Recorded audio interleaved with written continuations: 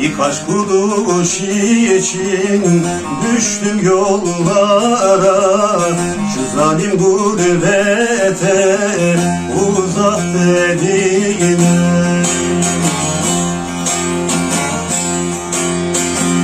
Dolaştım dolaştım kaldım avara, kaldım avara.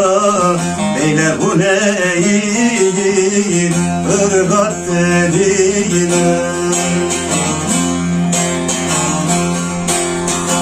Dolaştım dolaştım kaldım avara, kaldım avara. Beyler bu neyin ırgat dediğine.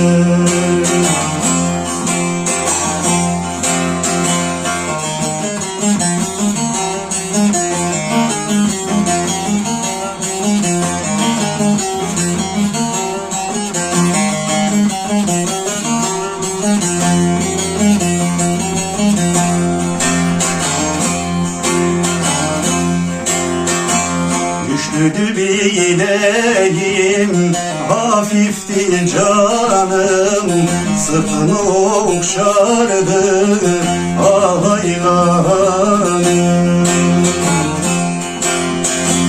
Ahıra bir hasır serdi sultanım, serdi sultanım.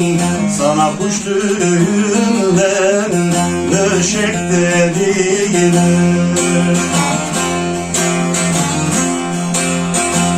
Ahıra bir hasır serdi sultanım, serdi sultanım.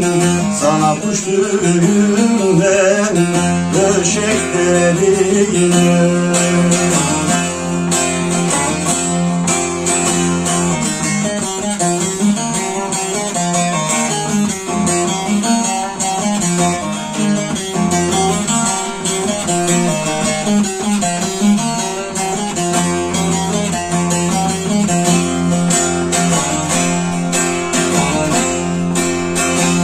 Kattığım su idi, ekmeğim darı, tepene dururdu çamurlu karı.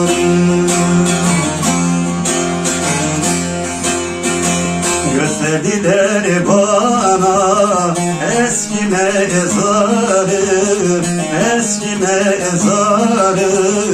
Bak bu senin yerin bura dediğine.